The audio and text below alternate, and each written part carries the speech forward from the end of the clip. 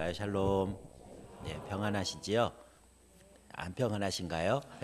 아침 일찍이라 좀 인상들이 많이 굳으신 것 같은데 우리 옆에 있는 분하고도 좀 인사 나누시겠습니까? 샬롬, 평안하십시오.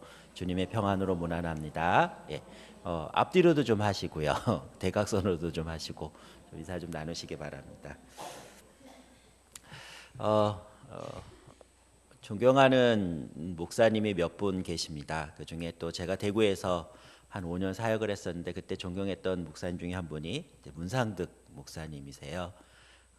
좀 이렇게 말씀드려서 죄송하지만은 선배 목사님들이 많이 계시는데 어른이라고 느껴지는 분들이 많지 않아요. 그러니까 먼저 가서서 열심히 하시긴 하시지만은 난 저분처럼 좀 사역하고 싶다, 저분처럼 되고 싶다라고 하는 어른 중에 한 분이 문상득 목사님이셨고 또 대구 영안교회는 우리 특별히 전창대 장로님하고 좀 깊이 제가 만났고 우리 김 장로님도 여러분들 제가 얼굴이 익숙하신 분들이 많이 있어서 내려오는데 좀 고향에 오는 듯한 느낌으로 내려왔어요. 그리고 좀 희한하지요. 원래 주 강사 목사님이 새벽도 다 하시고 이러셔야 되는데 제가 모시고 있는 우리 김남국 목사님이 정말 새벽을 못 깨우셔요.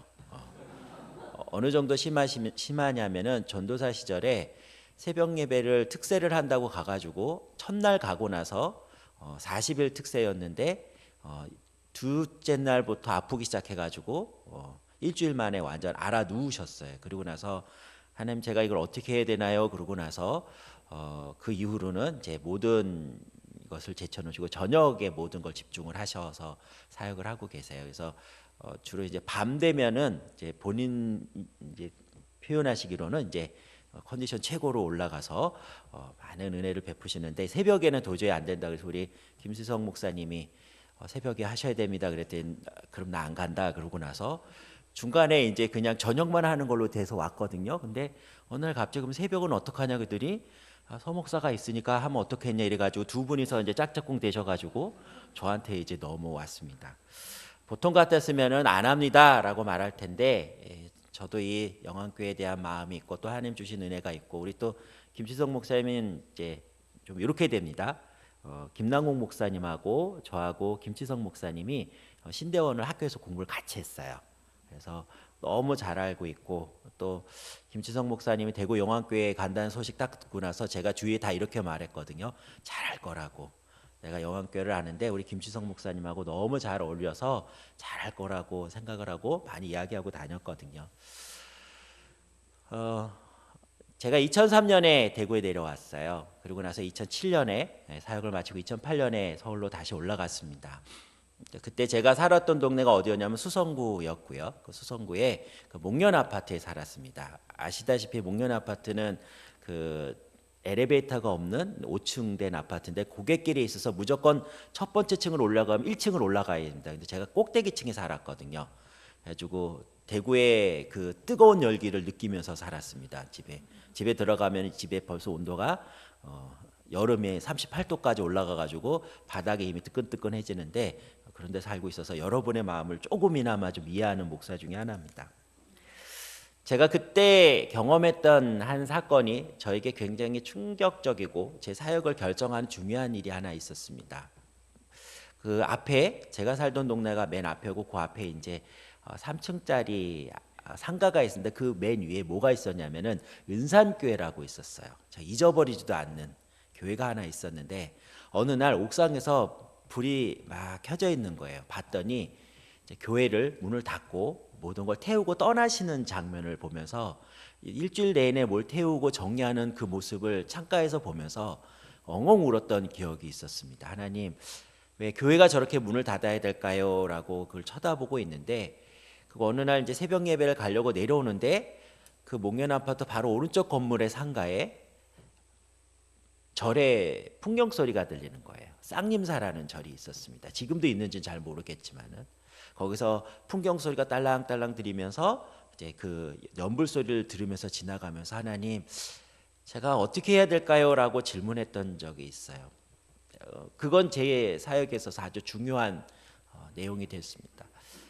또 하나는 우리 이제 전 장로님이 또 이게 으쌰으쌰 하시는 거 있으시잖아요. 그래가지고 좀 젊은 목사가 열심히 일하는 것 같으니까 열심히 일했습니다. 예. 좀 같이 하자 그랬는데 그때 하나님 그럼 제가 이 연합 사역을 통해서 뭘 해야 될까요? 라고 했었을 때 시편 133편의 말씀을 주시면서 형제가 연합하여 동거하면 어찌 그리 선하고 아름다운가 하면서 연합하고 동거하는 싸움들 같이 연합해 사역을 잘 이끌어가야 된다고 해서 꽤 재밌게 그때 사역을 했습니다. 그때 우리 대구 영안교회 많은 집사님들, 권사님들, 장로님들 그때 기도해 주시고 후원해 주시고 같이 하셔서 저에겐 참 좋은 기억으로 남아있던 교회고 또 이 교회에 다시 오게 됐습니다. 오늘 제가 나누고 싶은 말씀은 아마 기억하실 수 있을지 모르겠지만 제가 그때 나눴던 말씀을 그대로 가지고 왔습니다. 13년쯤 되니까 아마 기억을 못 하실 거예요. 근데 저는 기억을 하고 있습니다. 그 말씀을 그대로 들고 왔습니다. 오늘 읽었던 말씀에 우리 34절 말씀을 같이 한번 좀 읽어보겠습니다. 같이 한번 읽어보실래요? 시작.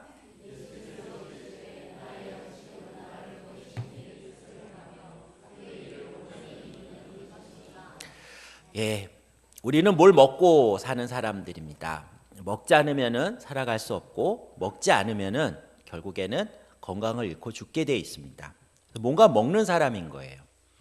예수님께서는 우리에게 성찬이라는 것을 알려주셨습니다. 이 성찬을 통해서 예수님을 먹고 예수님의 피를 마셔야만 우리가 살아간다라고 하는 아주 묘한 이야기를 합니다.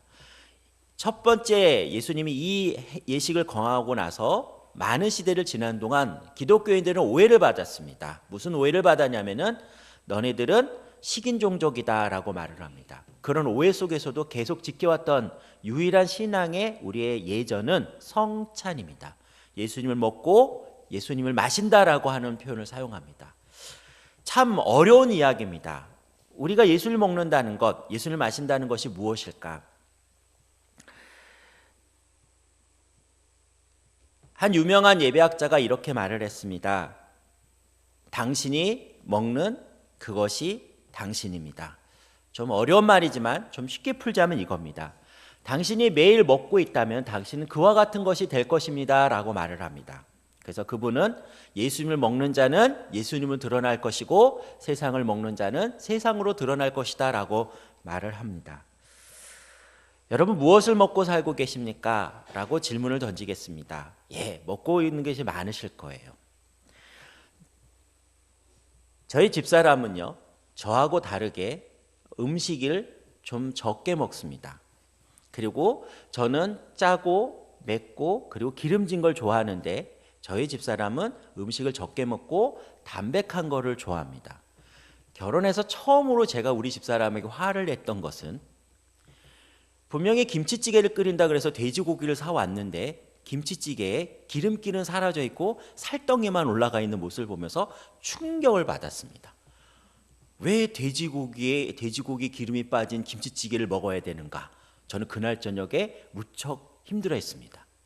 얼마 후에 삼계탕을 끓인다 그래서 닭을 사갖고 왔습니다. 근데 그 닭에 껍데기는 다 벗겨져 있고 그냥 하얀 속살만 있는 삼계탕을 먹었습니다. 그리고 그날 제가 결심했습니다. 주는 대로 먹어야지 이러다가 화가 나서 먹지 못하겠다. 한번 여러분 저를 보시면 어떠세요? 벌써 이제 살집이 있고 좀 통통해졌죠, 그죠? 저희 집사람 어떨 것 같으세요? 안 봐도 뻔하죠? 얇습니다. 어느 정도 얇으냐면요, 몸무게 가장 많이 나갔을 때 임신한 걸 포함해서 52kg를 넘어간 적이 없어요.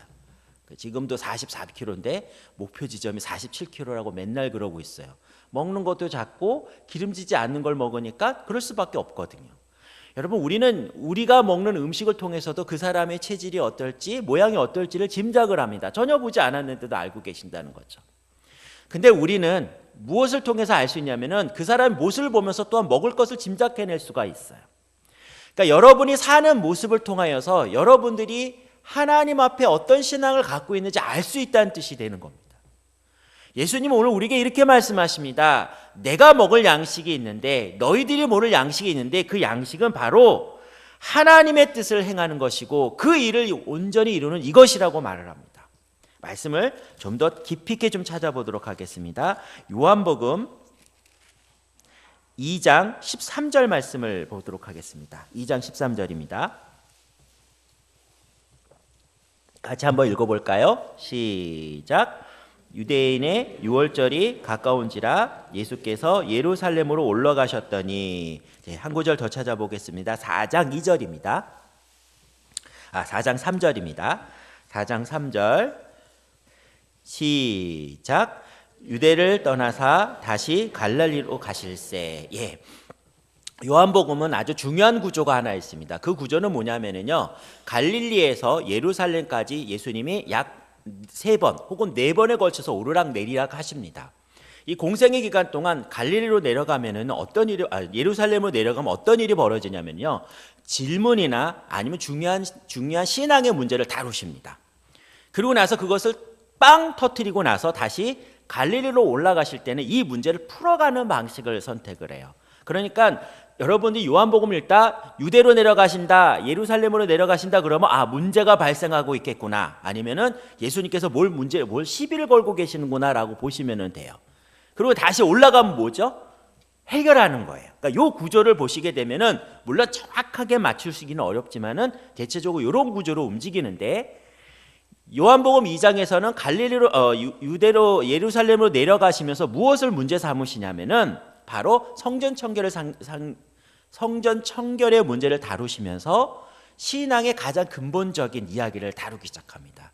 너희들이 성전을 지금 더럽게 쓰고 있다. 예배를 제대로 드리고 있지 않고 하나님을 제대로 섬기지 않고 있다라고 말을 하면서 그것을 무엇을 통해서 확증을 하냐면은 바로 니고데모, 당시 최고의 종교 지도자이자 정치 지도자인 니고데모를 통하여서 이렇게 말을 하는 겁니다. 너희들이 거듭나지 아니하면 이런 문제가 없어지지 않는다라고 말을 합니다. 이 일이 너무나도 컸기 때문에 니고데모는 이해할 수 없었습니다. 유대인의 선생된 자여, 아주 신앙 충만한 자였고 너무나도 하나님을 사랑하는 자였는데 이 말을 이해 못했던 거예요. 그리고 나서 이 문제를 해결하지 않습니다. 희한하게 문제를 해결하지 않고 넘어가는데, 그 넘어갈 때 예수님이 한 지역을 들리는데 그것이 바로 어디냐면은 사마리아예요.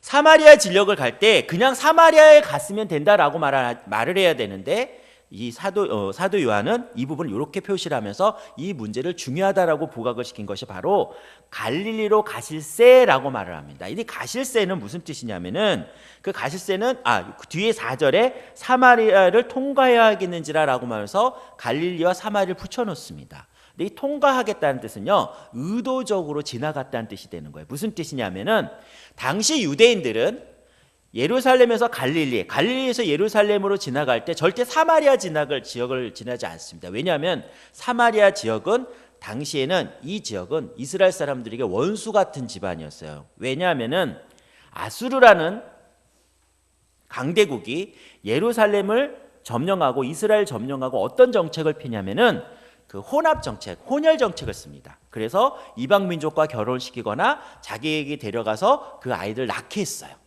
그렇기 때문에 그들은 순수하지 않았고 신앙을 제대로 가질 수 없는 없는 족속이라고 생각해서 이스라엘 사람들과 거리를 두는 지역이 됐습니다. 그래서 경건한 유대인들은 절대 그 지역을 지나가지 않아요. 그리고 그 지역을 지나가더라도 좌우를 쳐다보지 않고 그냥 쑥 지나가는 것이 당시의 통념이었는데, 예수님께서는 이상하게 이 갈릴리 지역을 가실 때 일부러 그것을 지나가시고 거기서 한 여인을 만나게 됩니다. 이 여인을 만나는 장면은 우리가 잘 알다시피 결국 예배를 이야기했고, 이 여인을 통하여서 하나님의 은혜가 예수님의 메시아 되심이 선포되어지는 모습을 보게 됩니다. 근데 그 이야기 사이에 제자들에게 한 이야기가 하나가 쑥 끼어 들어가 있어요. 그게 바로 오늘 우리가 읽은 말씀입니다. 바로 제자들이 돌아와서 여자하고 말씀하시는 걸 보고 나서 27절에 그와 말씀하시는 게 묻는 자가 없는데, 이제 여자는 떠나고 나서 이제 제자와 예수님의 대화가 시작됩니다. 그때 그들에게 예수님이 하신 말씀이에요.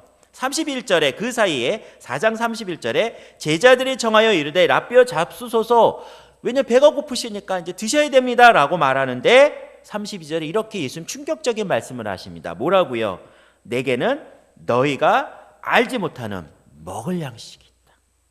양식을 드십시오라고 말을 했는데, 아니 난 지금 그게 중요하지 않아. 내가 먹는 양식이 있는데 이 양식을 너희들이 먹어야 돼라고 말을 하면서 예수님의 배고픔을 참아가시면서 설명을 하고 있는 거예요. 여러분 한번 상상을 해보세요. 우리 이제 장로님들이나 목사님들이 식탁을 거하게 차려놨는데 아무것도 안 먹고 있단 말이에요. 가만히 기다리고 있어요. 그럼 여러분 뭔가 좀 심각한 일이죠. 그죠? 아닌가요? 아무 생각 없이 막 드시나요? 아니요. 인상 이렇게 딱 쓰고 있으면 아직 뭔가 큰일이 터졌구나 라고 생각한단 말이죠. 예수님이 지금 배가 고프실 텐데, 육신을 입으신 예수님이시기 때문에 배고프실 텐데, 내가 지금 이 배고픔을 무릅쓰고 너희들에게 설명해야 될 것이 있는데 그게 바로 무엇이냐? 특별한 양식이 있다라고 말을 하는 거예요. 그래서 제자들이 이제 수근수근 되기 시작합니다. 누가 먼저 음식을 갖다 줬는지 서로 화를 내고 있는데, 그때 예수님이 이렇게 말씀하시죠. 내 양식은 나를 보내시는 이의 뜻을 행하며 그의 일을 온전히 이루는 이것이다. 아멘. 예수님이 우리에게 주시고자 하신 양식이, 제자를 통하여서 우리에게 말씀하시고자 하는 양식은 바로 하나님의 일을 이루는 이것이에요. 제가 이 말씀을 읽으면서 아멘 했습니다. 당연히 아멘 했죠. 근데 저는 그 다음이 궁금해지기 시작했어요. 무슨 뜻이냐면, 그러면은 예수님이 먹은 양식이 무엇인가? 뭘 하셨지? 무엇을 하셨지? 이것에 대한 대답이 없었어요. 오랫동안 고민하다가 그 답을 좀 찾아냈습니다. 저희 교회는 좀 청년들이 많이 모여요. 목사님이 어저께 말씀을 안 하셨는데 지금 한 교인이 한 700명 정도 모이는 교회로 성장을 했습니다. 제가 10년 전에, 정확하게 2007년, 2008년에 가서 지금까지 10년 동안에, 그때 제가 교회 70명일 때 부교육자로 갔었거든요. 그러니까 10년 만에 딱 10배로 부흥한 교회입니다. 많이 부흥했죠. 근데 여러분, 이렇게 말씀드리면 좀 저희를 이해를 못 하실지 모르겠지만, 교회가 부흥한다고 교회가 평안한 것이 절대 아닙니다. 왜냐하면 모든 사람이 자기 문제를 가지고 교회를 들어와요. 그러니까 그때보다 문제도 10배가 늘어났다고 생각하시면 돼요. 그러니까 더 많은 일을 해야 되고, 좀 표현을 죄송합니다. 그냥 제가 친정 같은 교회를 좀 편하게 표현하겠습니다. 뒤치다꺼리 하느라고 지칩니다.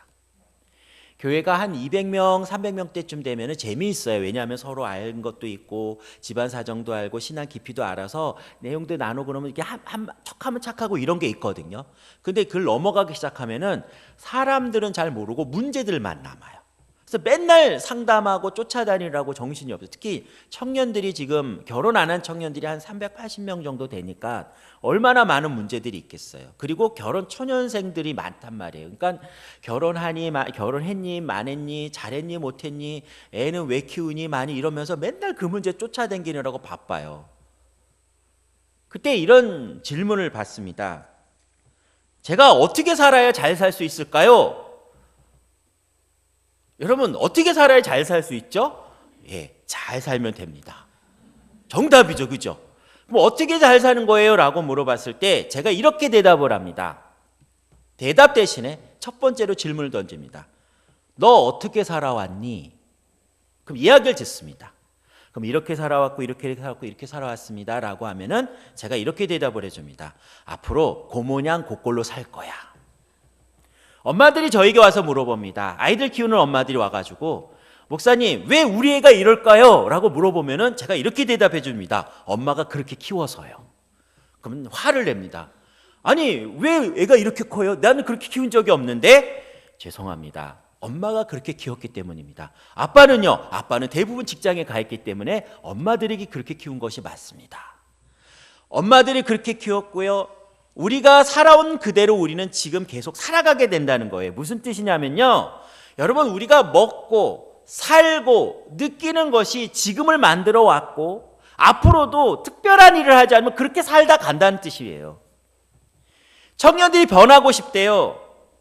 여러분, 청년들이 변하고 싶다고 말을 하는데요, 그 질문이 저에게 똑같이 옵니다. 하나님, 저도 변하고 싶어요. 어떻게 하면 변할 수 있을까요?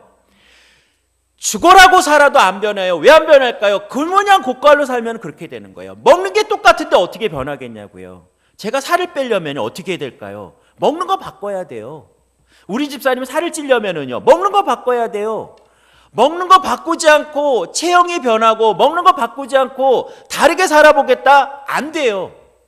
우리의 신앙이 왜 자라지 않을까요? 예수님을 먹지 않아서 그래요. 하나님의 계명을 먹지 않아서 그래요. 하나님의 율법대로 살지 않아서 그래요. 하나님 뜻대로 살아가는 싸움을 하지 않으니까 요 모양 요 꼴이라고요. 죄송합니다. 요 모양 요꼴이라고 말씀드리기엔 여러분들이 너무나도 열심히 살아오셨고, 그리고 여러분들이 해놓은 일들이 너무 많습니다. 저희 어른들이 닦아놓은 이 신앙의 기틀들이 너무 많은데도 불구하고 제가 위기감이 들어요. 왜 위기감이 드느냐? 교회마다 청년들이 사라져요. 저희 교회가 청년이 부흥한다고 저희들이 좋아할 것 같으세요? 아니요, 좋아하지 않습니다. 저는 맨날 보면서 눈물이 나요. 왜냐하면은 주님 교회를 찾아오는, 저희 교회를 찾아오는 청년의 대부분 이미 기존에서 신앙 생활을 하던 친구들이에요. 갈 데가 없다가 보니까 우리 교회로 오는 거예요. 그러면 주님 교회 지금 뭐가 있냐면 한 달 동안 등록하지 말라 그래요. 다른 좋은 교회 있으면 찾아보고 웬만하면 니네 교회 다시 돌아가라. 너희가 섬기던 교회 돌아가라라고 하는데 안 돌아가요. 왜 안 돌아가느냐? 거기는요, 말씀이 없대요. 말씀을 붙잡고 말씀대로 사는 싸움을 하고 싶어서 교회에 남아있는데 교회에서 말씀이 선포되어지지 않고 성경을 가르치지 않는다는 거예요. 어디로 가요? 신천지로 가죠. 불량식품 있는 데 가가지고 먹고 다 뱉어져 죽고 있단 말이에요. 말씀을 붙잡는 싸움을 하지 아니하고 말씀대로 사는 싸움을 하지 아니하니까 어떻게 돼요? 결국에는 다 굶어 죽죠. 그러니까 이 여기저기 기웃대다가 결국 저에게 오는 거예요. 속상해요. 왜 속상한 줄 아세요? 저 청년이 교회에서 하는 행동을 보면 얼마나 열심히 잘했을까라는 생각이 들고, 저 청년을 뺏겼던 저 목사님 얼마나 가슴이 아플까, 그 교회 기둥 같은 청년이었을 텐데 라는 생각이 든단 말이죠. 청년들이 교회에서 사라지고 있어요. 우리 교회가 부흥해서 저희가 잘난 척하는 것도 아니고 교회가 부흥하는 것이 그렇게 기쁘지도 않아요. 안 믿는 자들이 돌아오면 기쁘죠. 예수님을 모르는 자들이 돌아오면 할렐루야 찬양을 하죠. 근데 지금 그냥 교회를 떠돌다가 갈 데 없어서 오는 청년들이 있는데 교회가 부흥하긴 하는데 그렇게 재밌지만은 않은 거예요. 주님 교회에 숨겨져 있는 비전이 하나 있어요. 그 비전이 무엇이냐면은 잘 성숙시켜서 다시 자기네 교회로 돌려보내는 마음이 있어요. 그 교회에 들어가서 다시 회복된 마음을 가지고 잘 감당했으면 좋겠다라는 게 있어요. 우리 영안교회는 그런 일이 없다라는 걸 잘 알고 있는데 우리 청년들이 아침에 나와서 이렇게 찬양하고 봉사하는 모습 보면서 참 아름다워요. 예, 자발적으로 하시는 거죠. 막 목사님 시키거나 막 또 안 이렇게 그런 거 안 주그죠. 잘 알고 있어요. 왜냐하면 제가 그때 같이 사역을 해봐서 하는데 주님교회 처음 온 청년들이 하는 이야기가 그거예요. 목사님, 주님교회가 좋은 이유가 뭔지 아세요? 잘 모르겠는데 저희들 일 안 시켜서 좋아요. 그래요. 아니 왜 일해야 되는 거 아니야? 아니, 일을 해도 말씀으로 은혜 받고 말씀으로 붙잡고 그 다음에 양육을 제대로 받으면 일하는 게 뭐가 두렵겠어요. 근데 여기는 말씀으로 가르치고 양육하는 일에 전심을 하는 대신에 일은 적어서 너무너무 좋아요 라고 말을 해요. 성도가 무엇으로 먹고 살겠습니까? 말씀이죠. 하나님의 입으로 나오는 말씀으로 사는 자들. 사단의 시험에 예수님이 대답하셨습니다. 이 돌로 떡을 만들어 먹어라. 아니, 하나님의 입으로 나온 모든 말씀으로 사는 것이 성도이고 그 말씀대로 사는 것이 결국에는 성도의 삶이라는 거예요. 여러분, 사단은 우리에게 무엇으로 살게 하는지 아십니까? 염려로 살게 합니다. 사단은 우리에게 뭘 먹이는 줄 아십니까? 절망을 먹입니다. 사단은 우리에게 무엇을 먹이는 줄 아십니까? 죄를 먹입니다. 사단은 우리에게 비교시켜서 낭망하게 하고 슬퍼하게 합니다. 그러나 우리는 그것에 좌절하지 않습니다. 왜 그럴까요? 소망 대신 예수님이 있기 때문에 그렇습니다. 양식 대신 하나님의 말씀이 우리에게 있기 때문에 그렇습니다. 살아가다 좌절하고 힘들고 어려운 일들이 늘 있습니다. 왜 그럴까요? 이 땅은 죄로 가득한 세상이기 때문에 결코 우리에게 좋은 것으로 주지 않습니다. 힘들고 어렵고 너무나도 어려워서 쓰러지고 넘어질 수밖에 없는 세상의 현실 가운데 우리가 살아갈 수 있는 것은 우리의 양식이 바로 하나님의 말씀이기 때문입니다. 천국의 소망이기 때문에 그렇습니다. 하늘의 영광이기 때문에 우리는 살아갈 수 있을 것이고 살아가고 있는 것이고 그것을 바라보면서 살아가는 것입니다.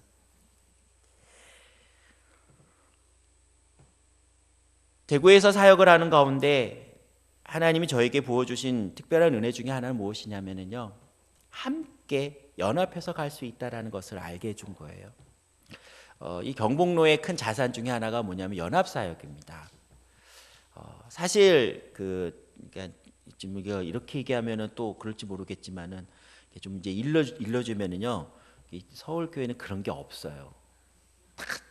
그냥 그래요. 그냥 자기 혼자 잘났고요. 그냥 그래요. 뭐 같이 하면은 막 네가 잘났냐면 이게 말은 그렇게 안 하시는데 표현 그런 거 있잖아요. 그래서 보면은 이걸 같이 해야 되나 말아야 되나 이런 생각들을 많이 하게 돼요. 그때마다 생각난 것이 그래 함께 했던 것이 있었지. 그렇게 해서 참 아름답게 만들었지. 서로 섬겨서 아주 작은 교회부터 아주 큰 교회까지 그 모든 교회들이 같이 한 모습으로 살아간 것이 있지라는 생각을 하게 돼요. 여러분, 우리의 양식이 무엇인지 아십니까? 함께 같이 가는 겁니다. 먼저 우리 대구 영안교회 성도 여러분이 함께 가셔야 됩니다. 연약한 자를 돌보시고 그들에게 먹을 힘이 없었을 때 먹을 것을 주며 같이 가는 싸움을 하셔야 돼요. 힘들어 어려운 슬픔으로 먹고 있는 자에게 위로하고 기도해주고 격려해 주셔야 됩니다. 또한 여러분, 함께 할 때 가장 중요한 것은 하나님 세우신 자들을 온전히 세우는 싸움을 하셔야 돼요. 제 동기 목사님이라서 이렇게 낯간지럽게 칭찬을 하면 안 되는데 언제 제가 이러고 점수를 따겠습니까? 여기까지 불러줬는데 학교 다니면서요 이런 일이 있어요. 같이 동기인데도 제가 나중에 나 부르면 가지 말아야 되겠다 이런 사람들이 있고요. 저 친구는 참 잘하겠다라고 생각하고 나중에 뭐라도 시켜주면은 가야 되겠다 이런 친구가 있단 말이죠. 김치성 목사님이 김남욱 목사님 초청한다는 얘기를 듣고 이제 김 목사님이 좀 건강이 안 좋으시기 때문에 멀리 출타하는 게 되게 어려우시거든요. 원래 저희 안에 내규가 있습니다. 천안 이하로는 안 내려간다. 원래 내규가 있어요. 그리고 강화도 안 갑니다. 너무 멀어요. 그러니까 강화도 쪽은요 서울하고 가까운 것 같아도 이 길이 별로 안 좋아가지고요 천안 내려오는 것보다 시간이 더 걸려요. 그래서 그런 나름대로 내규가 있습니다. 이제 목사님이 딱 봤더니 야 김치성 목사가 오라 그런다 어떡하냐 했더니 가셔야죠. 당연히 가셔야 됩니다. 라고 말하는 우리 목사님이에요. 왜냐하면 신학교 다니면은요 그 바닥까지 다 보거든요. 바닥까지 다 봐요. 그러면 이런 생각이 들어요. 저 친구 참 목회 잘하겠다라고 생각하는 제가 꼽은 5사람 있어요. 그 중에 한 명 우리 김치성 목사님이에요. 좋은 목사님 여러분 모셨어요. 물론 살다가 보면 좀 실망하실 때도 있을 거예요. 왜 사람인지라. 그러나 그 안에 중심에 가지고 있는 마음을 제가 너무 잘 알아요. 성도 사랑하는 마음, 하나님 사랑하는 마음, 말씀 붙잡고 살아가려는 마음이 얼마나 귀한지 몰라요. 우리 장로님들 제가 다는 모르지만 또 이 당회 분위기를 다는 모르지만 문상등 목사님으로 정말 좋은 당회를 만들어 오셨고 교회를 이끌어 오신 분들입니다. 참 귀하신 분들이고 잘하고 계십니다. 물론 좀 어려우실 때도 있을 거예요. 아무래도 어른들이시다 보면은 그래도 그런 게 있죠. 왜 없으시겠어요? 제가 편하게 얘기해도 되는 거죠? 예, 그러니까 또 괜히 이렇게 또 막 분란 일으키고 간 것처럼 들릴까봐 걱정이 되는데 참 좋으신 분들이고 열심히 애쓰십니다. 우리 집사님들 제가 지금 얼굴은 기억 안 나지만 그때 봉사했던 그 손길들을 기억합니다. 열심히 밥 짓고 가셨던 그 손을 제가 기억합니다. 얼굴이 기억이 안 나서 좀 속상한데 우리 청년들 중에 또 몇몇 분들은 얼굴이 기억나요. 그래 그때 그랬었지. 예, 기억나요. 예, 다 기억납니다. 몇몇 분들. 얼굴 기억나는 분들이 있어요. 하나님이 한 사람 한 사람 귀하게 세우실 만한 귀한 교회인데 좀 더 하나님 앞에 아름다워지려면은 함께 가셔야 됩니다. 같이 가셔야 되고요. 서로 더불어서 은혜를 나누시는 교회가 되었으면 합니다. 영안교회 갔더니 대구 영안교회 갔더니 먹을 것이 많더라라고 소문이 나셔야 된다고요. 성도가 사랑하고 그리고 담임 목사님부터 원로 목사님 모든 교역자들 포함해서 우리 장로님들 모든 중직들이 하나 돼서 똥들 뭉쳐서 가더라.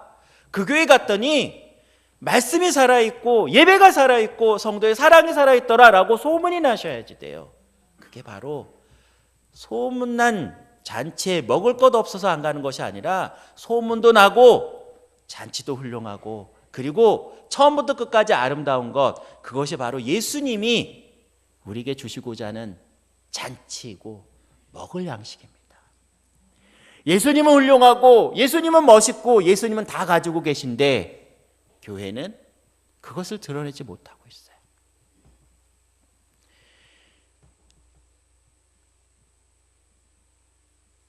한국 교회가 곧 무너질 거라고 예언하는 사람들이 있습니다.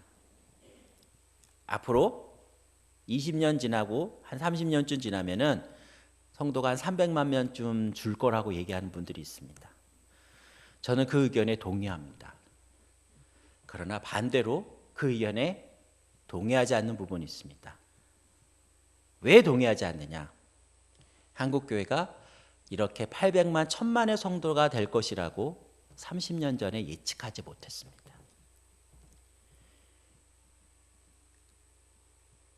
하나님이 함께 하시면은 무엇이든지 할 수 있습니다. 아멘. 근데 문제는 여기 있습니다. 우리가 하나님이 주시는 그 꿈과 그 양식을 먹고 우리가 튼튼한가라는 거죠. 말씀을 먹으셔야 됩니다. 예배를 먹으셔야 됩니다.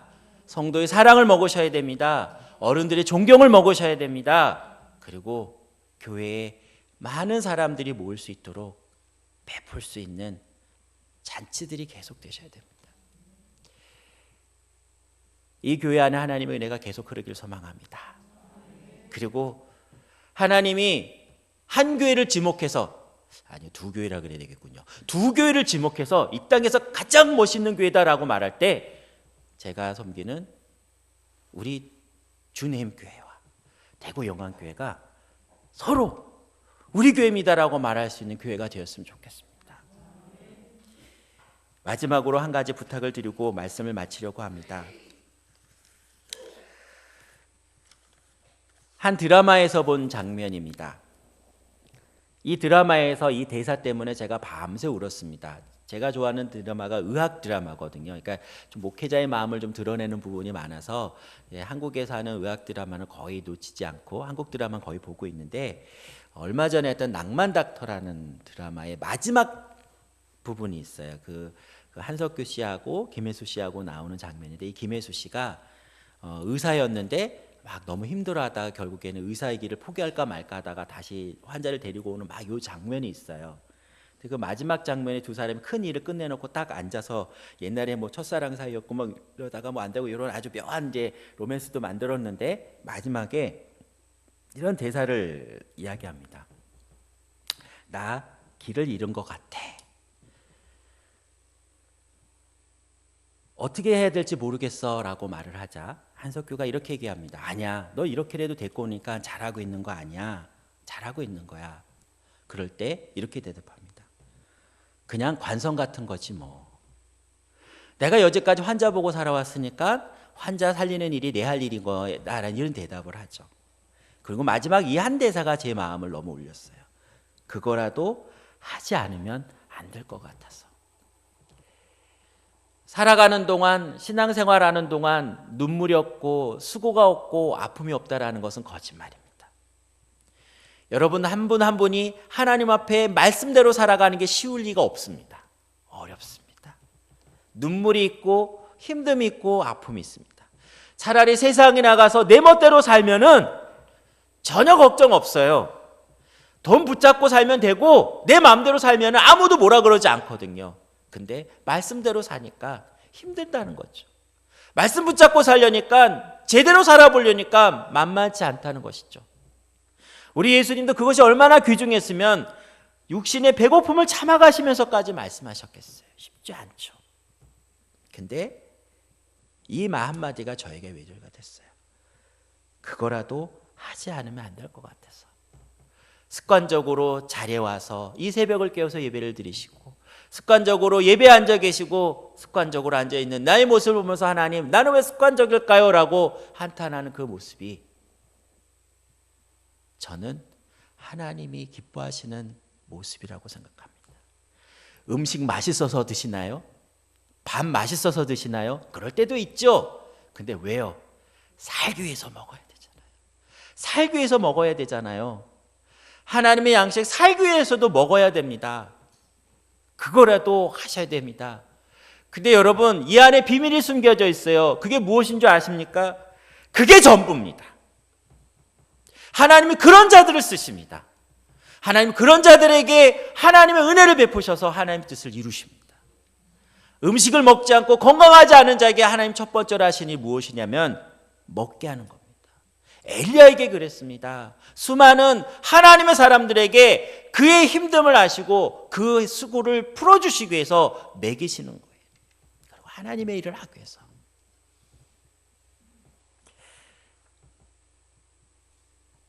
목사님, 저는 나이가 들어서 기도밖에 할 줄 못합니다 라고 말하는 한 권사님의 손을 붙잡아 드리고 제가 이렇게 말씀드렸습니다.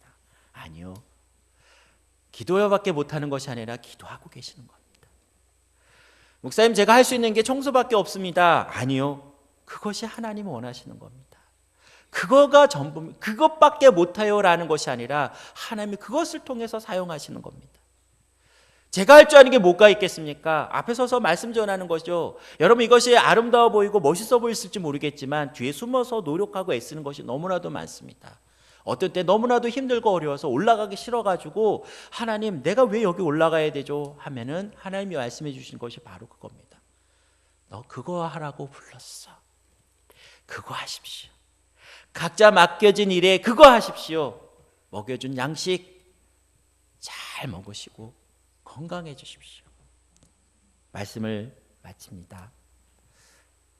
예수님이 우리에게 말씀해 주시는 것입니다. 제자들에게도 이렇게 얘기하셨습니다. 너희가 알지 못하는 먹을 양식이 있다. 제자들이 모르잖아요. 그때 얘기하신 겁니다.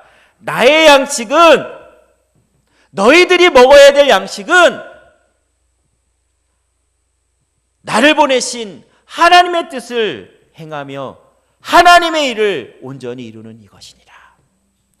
각자의 삶 속에서 주어진 상황 속에서 부어주신 은혜를 쫓아서 하나님 말씀대로 사는 귀한 대구 영원교회 성도 여러분 되시기를 간절히 소망합니다.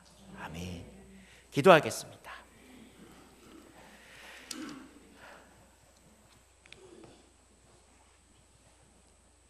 이 시간 좀 같이 기도하겠습니다.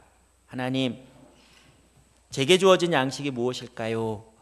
저에게 맡겨주신 하나님의 양식이 무엇일까요? 이 시간 같이 고민하면서 기도했으면 합니다. 어떤 분은 너무나도 힘이 들어서 울며 살아오시며 지금 안타까워하는 분들도 있을지 모르겠습니다. 눈물이 밥이 되었다라고 말하는 그 정도 어려운 삶이시죠. 그러나 하나님이 그렇게 우리를 이끌어 가신다면 그것을 받아들이고 살아가야 되지 않겠습니까? 맡겨진 자리에서, 맡은 자리에서 주어진 은혜대로 살고 싶습니다.